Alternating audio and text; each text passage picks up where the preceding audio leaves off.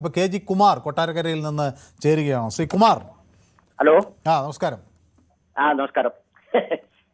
ഈ പിന്നെ ഈ പ്രോട്ടോകോളിനെ കുറിച്ച് എനിക്ക് കൃത്യമായിട്ട് എനിക്ക് അറിയില്ല. പക്ഷേ ഈ പിന്നെ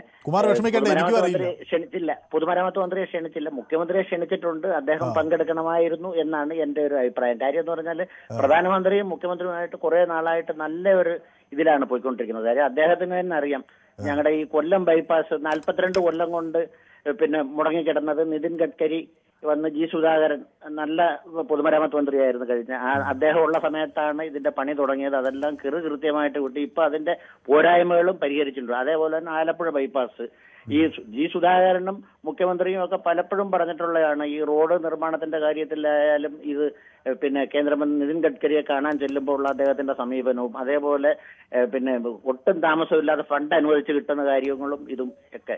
അപ്പൊ പക്ഷേ ഈ മുഹമ്മദ് റിയാസിനെ പിന്നെ ക്ഷണിച്ചില്ലെന്നുണ്ടെങ്കിൽ ഇദ്ദേഹത്തിന് പരാതി വല്ലതും ഉണ്ടെങ്കിൽ പ്രധാനമന്ത്രിയോട് തന്നെ മുഖ്യമന്ത്രിക്ക് നേരിട്ട് പറയാവുന്നതേ ഉള്ളൂ. കാര്യം അവർ തമ്മിൽ അത്ര അടുപ്പമുണ്ട്, നമുക്കറിയാം. പക്ഷേ അത് ചെയ്യാതെ ഇതിൽ പങ്കെടുക്കാതിരുന്നത് ഒരു ഇതായി അത് ശരിയായില്ല എന്നുള്ളത് തന്നെയാണ് എന്റെ ഒരു അഭിപ്രായം. കാര്യം എന്ന് പറഞ്ഞു കഴിഞ്ഞാൽ ഇത്രയേറെ ഈ റോഡിന് വികസനം ഉണ്ടായ ഒരു കാലഘട്ടമില്ല. അതിന്റെ ഈ സംസ്ഥാന സർക്കാർ ഞാൻ സമ്മതിക്കുന്നുണ്ട്. കാര്യം ഈ സംസ്ഥാന ഇച്ഛാശക്തിയുള്ള ഒരു ഭരണകൂടം ഇവിടെയും കൂടി ഉള്ളത് കൊണ്ടാണ് ഇതെല്ലാം കൃത്യമായിട്ട് നടന്നത്.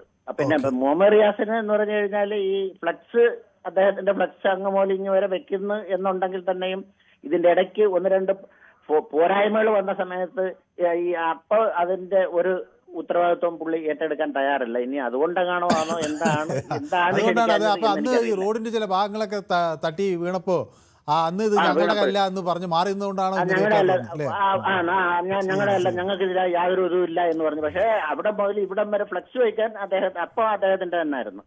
അത് ഒരിതാണ്.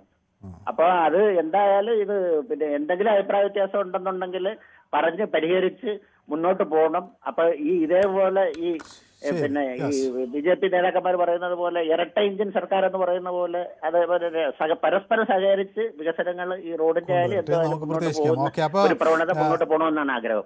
വ്യക്തമാണ് താങ്കളുടെ അഭിപ്രായം. കൂടുതൽ വാർത്തകൾക്ക് News 18 Keralam YouTube channel subscribe ചെയ്യുക.